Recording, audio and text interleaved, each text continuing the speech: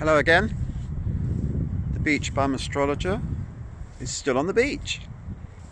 Gosh, I'm being sung to by a carrion crow. There's a war going on here. It's a timeless war between seagulls and crows. The crows are trying to be seagulls. It's very strange. We're looking at evolution. Yes, there's definitely a serenade going on there. It brings out the lover in everybody. What exactly? I'm just strolling along here. I've been talking about Saturn-Pluto conjunction. I've been talking about the lunar eclipse on June the 5th. Even if you're watching this later, you'll be able to reflect on whether anything I said makes any sense. I was thinking today about the two retrogrades that are happening this year, aside from the outer retrogrades, and that's Venus and Mars. Venus is about to go retrograde in Gemini on, I think it's May the 13th, stay there till about late June. But essentially Venus has got quite a long time in Gemini.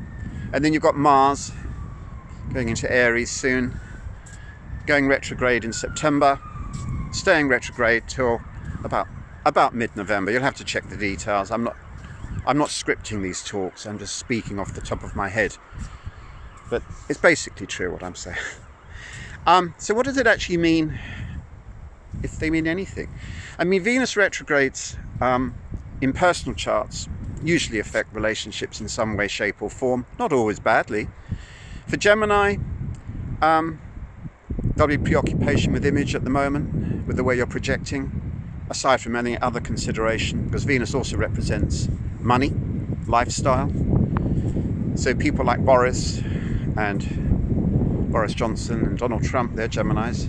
So there'll be a great sensitivity to image. We can see with Donald Trump that it's not going down too well at the moment. He's becoming very irritable.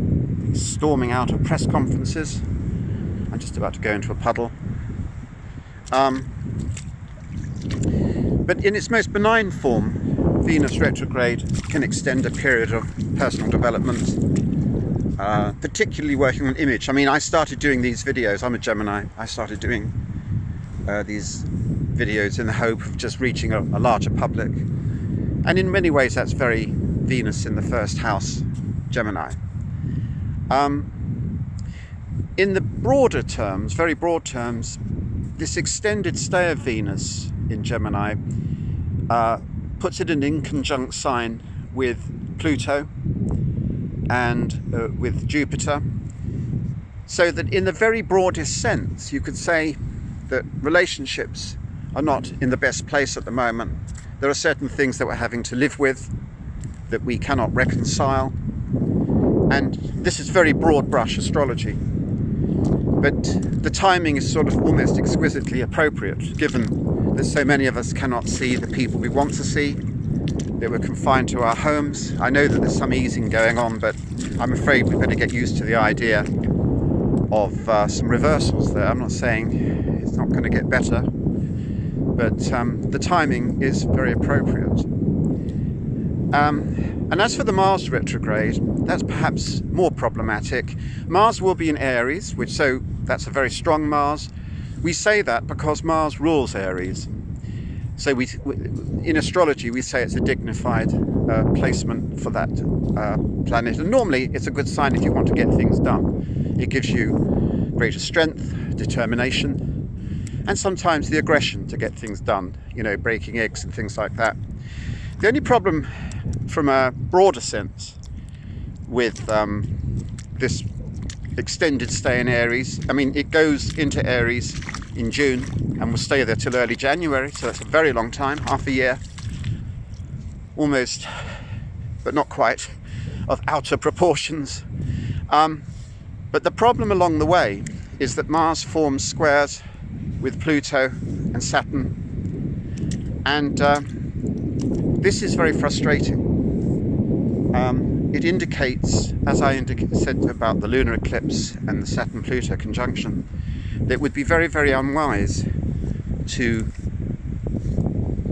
imagine that the situation that we see in the world at the moment with the coronavirus just suddenly go away.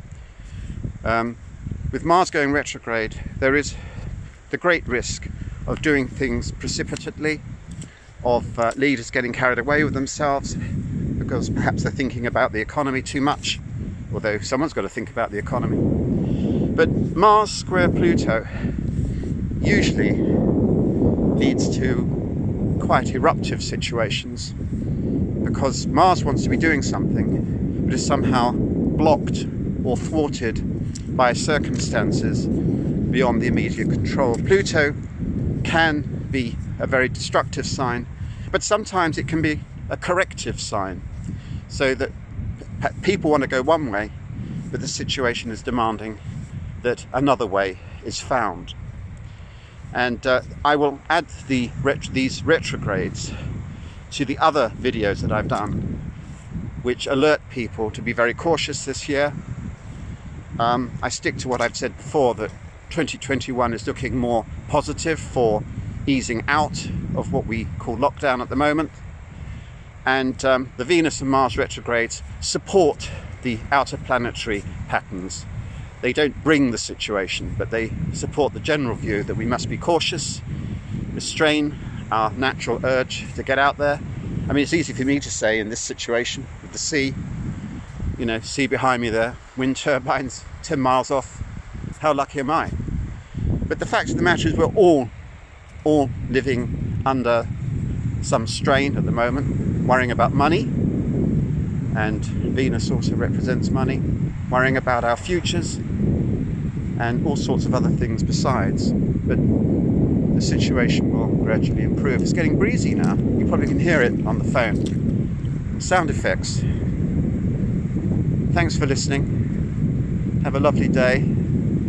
I've got to get back to work and start work on the astrological journal. I think I've put it off long enough. Okay? Bye-bye.